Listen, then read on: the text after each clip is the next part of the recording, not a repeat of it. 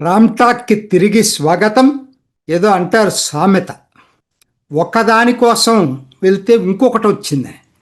ఇవాళ కేరళలో పరిస్థితి, పినరాయి విజయను భక్తుల విశ్వాసాల్ని సొమ్ము చేసుకుందామని చెప్పి ఒక పథకం వేశారు.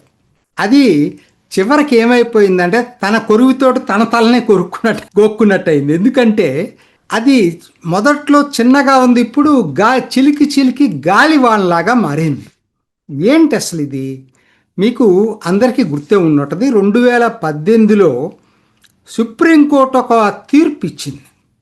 శబరిమలై ఆలయంలోకి అందరు స్త్రీలకి ప్రవేశం ఉంటుంది, 10-50 సంవత్సరాల మధ్యలో అనేటువంటి ఇది లేదు అని చెప్పి.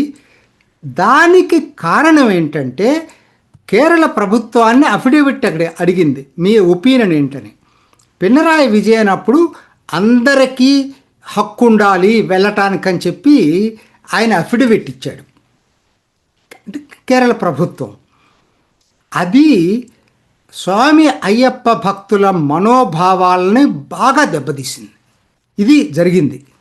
సో అది అయితే ఏం చేశాడంటే తర్వాత మెల్లిగా తను కూడా నేను ఇలా కాదు అలా కాదు అని చెప్పి ఎన్నికలకు వచ్చేటప్పటికి దాన్ని పెద్ద అంశం కింద జనం తీసుకునేటట్టుగా మర్చిపోయేటట్టుగా చేసుకొచ్చాడు. సో అది ఒక ఇష్యూ కాల. సో అంతవరకు ఆయనకి అది ఉపయోగపడింది, ఎందుకంటే ఆ పోలరైజేషన్ జరగల ఆ రోజు. సరే, అంతటితో ఊరుకొని ఉండొచ్చు కదా. ఇప్పుడు జరిగిన పరిస్థితి ఏంటంటే తనంతట తనే అనవసరంగా దీన్ని కెలుక్కున్నట్టు అయింది.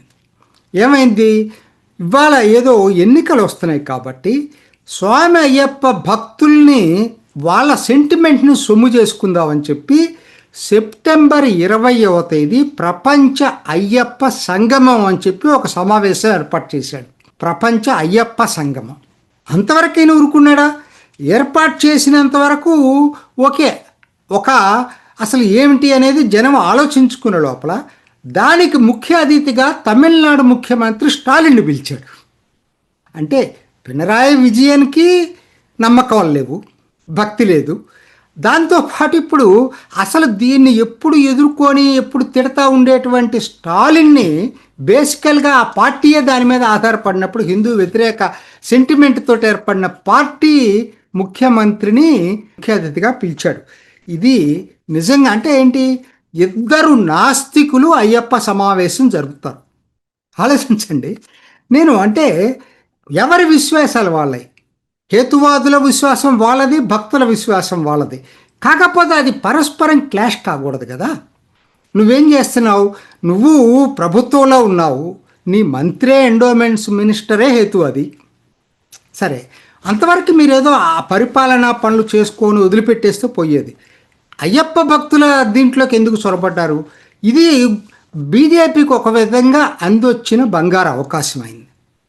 వాళ్ళు దీని మీద వివాదం చేశారు. చేయటంలో వాళ్ళు అర్థం ఉంది. ఏంటంటే వాళ్ళు అనేది ఏంది? మీరే కదా అఫిడవిట్ ఇచ్చింది, మీరు సమావేశం జరపాలంటే అయ్యప్పని గురించి ముందుగా క్షమాపణలు చెప్పండి, సవరించిన అఫిడవిట్ దాఖలు చేయండి సుప్రీంకోర్టులో. మేము స్వామి అయ్యప్ప ఏదైతే ఆచారాలు ఉన్నాయో దానికి వ్యతిరేకంగా మేము ప్రవర్తించమని చెప్పి అఫిడవిట్ దాఖలు చేయండి. అంతకుముందు మీరు దాఖలు చేసిన అఫిడవిట్కి క్షమాపణ చెప్పమని చెప్పి వాళ్ళు అడిగారు. అట్లానే ఆ రోజు ఎంతోమంది మీద కేసులు పెట్టారు, క్రిమినల్ కేసులు కూడా పెట్టారు చాలామంది మీద. అవన్నీ విత్డ్రా చేసుకోలేదు. ఎందుకు చేసుకోలేదు అనేది ఇదొకటి. రెండోది, ఎందుకంటే ఇదే దీంట్లో మీకు వింజనం పోటప్పుడు క్యాథలిక్స్ యాజిటేషన్ చేసిన వాళ్ళ కేసులు అన్నీ విత్డ్రా చేసుకున్నారు. ఎప్పుడు హిందువుల దగ్గరకు వచ్చేసరికి అది జరగలేదు. సో ఇది ఎప్పుడు అన్ని చోట్ల జరుగుతుంది, అన్ని రాష్ట్ర ప్రభుత్వాలు చేస్తున్నాయి. సో ఇవాళ ఆ నిర్వాకాన్ని బయట పెట్టడం వీళ్ళే కాదు, అసలు ఆయన క్వశ్చన్ చేశాడు రాజీవ్ చంద్రశేఖర్, స్టాలిన్ ఎప్పుడు అయ్యప్ప భక్తుడు అయ్యాడో మాకు చెప్పండి. సరే, ఇవన్నీ చూసి స్టాలినే తప్పుకున్నాడు, అది వేరే విషయం. అయినా ఇది ఆగలేదు, ఇంతటితో ఆగలేదు. సో ఇవాళ యూడిఎఫ్ కూడా దీంట్లో దొరబడింది. యూడిఎఫ్ సమావేశానికి అటెండ్ అవుతుందా, అటెండ్ అవ్వదా అంటే వాళ్ళు 3 ప్రశ్నలు వేశారు విజయన్కి. కాంగ్రెస్ వాళ్ళ సంగతి తెలిసినాయి కదా, గోడ మీద పిల్లివాటలా కూర్చుంటారు. 3 ప్రశ్నలు వేశారు. ఏంటంటే ఫస్ట్ మీరు అఫిడవిట్కి అమెండ్మెంట్స్ పెడతారా ఒకటి, రెండోది మీరు కేసులను విత్డ్రా చేసుకుంటారా, 3 ఎన్ని ఫండ్స్ అదనంగా ఇవ్వబోతున్నారు, వీటికి మాకు సమాధానం వస్తే మేము దాన్ని బట్టి మేము అటెండ్ అవుతాం అన్నారు. డైరెక్ట్గా అటెండ్ కావని చెప్పకుండా. ఈ లోపల ఇంకొక ఆయన ఏకే గోపి అనే ఆయన కేరళ హైకోర్టులో పిఐఎల్ వేశాడు. దానికి డివిజన్ బెంచి ఫస్ట్ అడ్మిషన్ స్టేజ్లో ఒక విచారణ జరిపింది. చాలా క్వశ్చన్స్ పోజ్ చేసింది దేవస్వామి బోర్డు వాళ్ళకి. అసలు మీకెందుకు వచ్చింది ఇది? మీది రిలీజియస్ ఫంక్షన్స్ జరపటానికి కదా మీరు దేవస్వామి బోర్డు ఉంది. మీరు ఇవాళ ఈ ప్రపంచ అయ్యప్ప సమావేశం జరపటం ఏంటని అడిగారు. లేదు మేము అయ్యప్ప దేవాలయం కోసమే జరిపాము. రెండోది మీరు వాళ్ళు చాలా అడిగారు, మీ బోర్డు ఒక్క అయ్యప్ప దానికోసం ఏర్పడలేదు, మొత్తం ఎండోమెంట్స్ మీద ఏర్పడింది ఆ బోర్డు.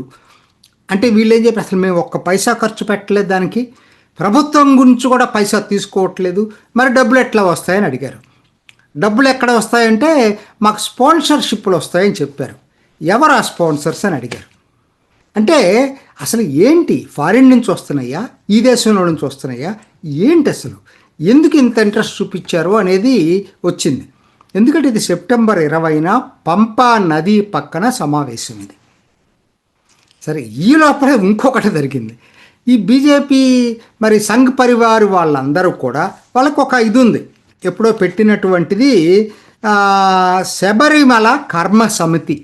దీంట్లో రకరకాల హిందూ సంస్థలన్నీ కూడా కలగలిపి ఒక సంస్థ ఏర్పడింది, శబరిమల కర్మ సమితి అని. వీళ్ళే అప్పుడు కూడా యాజిటేషన్ చేశారు ఆ రోజు కూడా. వీళ్ళు ఇప్పుడు వాళ్ళందరూ కలిసి ఒకటేంటంటే సమాంతర సమావేశం ఒకటి జరపాలని నిర్ణయించుకున్నారు. సెప్టెంబర్ 20 పినరాయి విజయన్ ప్రభుత్వం ద్వారా జరుపుతుంటే సమావేశం, 22వ తేదీ అక్కడికి పంపా నదికి 30 కిలోమీటర్ల దూరంలో ఉన్న పెండలం అనేది ఏంటంటే ఈ శబరిమల మహారాజా ప్యాలెస్ ఉంటుంది అక్కడ. ఆయనే ఈ శబరిమల ఆచారాలన్నిటికీ నియంత్రించేది, ఆ సూపర్వైజ్ చేసే వ్యక్తి మహారాజా, అది శబరిమల మహారాజా. అక్కడ పెండలంలో విశ్వాస సమావేశం చూడండి ఎట్లా వచ్చిందో. అంటే వాళ్ళకి అసలు విశ్వాసమే లేని వాళ్ళు సమావేశం ఏర్పాటు చేయటువంటి, అసలు హిందూ భక్తులు అందరూ కలిసి మేము సమావేశం ఏర్పాటు చేస్తాం. పినరాయి విజయాన్ని దీన్ని ఒక వ్యాపార కేంద్రంగా మార్చాలని చూస్తున్నాడు కుమ్మరం రాజశేఖర్ అన్నది. మేము అసలు నిజమైన భక్తులు, దేశవ్యాప్తంగా ఉన్న నిజమైన భక్తులందరినీ కలిపి సెప్టెంబర్ 22 విశ్వాస సమావేశం ఏర్పాటు చేస్తూ ఉన్నాడు. విశ్వాస సంగమం, అదేమో ప్రపంచ అయ్యప్ప సంగమం. ఇది ఇప్పుడు 2 ప్యారలల్ సమావేశాలు జరుగుతున్నాయి కేరళలో. సో ఇది ఇప్పుడు ఎట్లా మారిపోయిందంటే ఒక భక్తులకి నాస్తికులకి మధ్య ఓ పెద్ద వివాదంలాగా మారిపోయింది. నిజమే కదా, నువ్వు ఒక్కరివే ప్రభుత్వ ముఖ్యమంత్రిగా అటెండ్ అయితే నువ్వు చొరవ తీసుకుని ఏదో చేస్తున్నావు అర్థం ఉంది. స్టాలిన్ని పిలవటం అసలు అర్థమే లేదు కదా.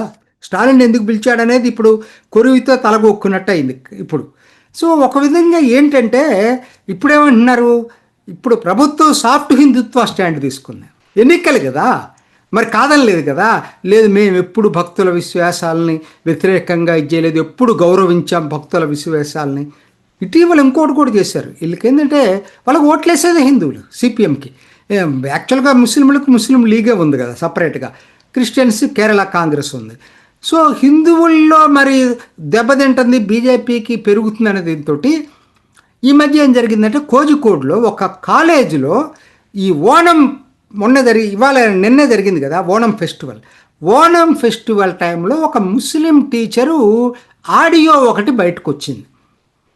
మీరు ముస్లిం విద్యార్థులకి విన్నపం చేసింది, మీరెవరు ఓణం ఫెస్టివల్లో పార్టిసిపేట్ చేయొద్దు, ఎందుకంటే ఇది మన ధర్మంది కాదు, ఇది హిందూ ధర్మానికి సంబంధించినటువంటి పండగ, మీరెందుకు వెళ్ళాలి దీంట్లో, ఇది కరెక్ట్ కాదని చెప్పి ఆవిడ దాన్ని చేస్తే దాన్ని ఎస్ఎఫ్ఐ వాళ్ళు పెద్ద వివాదం చేశారు.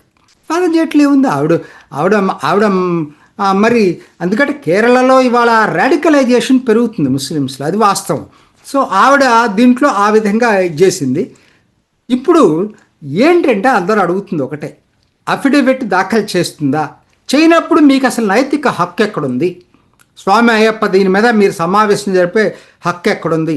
ఎలా అయిపోయిందంటే, మేమెక్కువ హిందువుల హక్కుల కోసం పోట్లాడుతున్నాం, మేమెక్కువ హిందువుల హక్కుల కోసం పోట్లాడుతున్నాం అని బీజేపీ, సిపిఎం, యూడిఎఫ్లు వాళ్ళ పోట్లాడుకునే పరిస్థితి వచ్చింది. ఎందుకంటే ఇలా ముగ్గురికి కూడా ఓట్లు హిందువులయ్యాయి. ముస్లింలకి అది కేరళలో వినూత్నంగా ఉంది. ముస్లింలకు ముస్లిం లీగ్ ఉంది, కేరళకి కేరళ కాంగ్రెస్ ఉంది, క్రిస్టియన్స్కి. హిందువుల్లోనే మిగతా అన్ని పార్టీలు కలిపి పంచుకుంటున్నాయి. వచ్చే 2 వారాల్లో ఇంకెన్ని మనుపులు తిరగబోతున్నాయో వేచి చూద్దాం. ఇది ఈనాటి రామ్ టాక్. ఇంకొక ఎపిసోడ్లో మళ్ళీ కలుసుకుందాం. నమస్తే. చూసారు కదండి, మరి ఈ వీడియో కనుక మీకు నచ్చినట్లయితే ఒక లైక్ కొట్టేసి మీ అభిప్రాయాన్ని కూడా కామెంట్ బాక్స్లో తెలియజేస్తూ ఇలాంటి ఇంట్రెస్టింగ్ అప్డేట్స్ కోసం మా ఛానల్ని సబ్స్క్రైబ్ చేసుకోండి.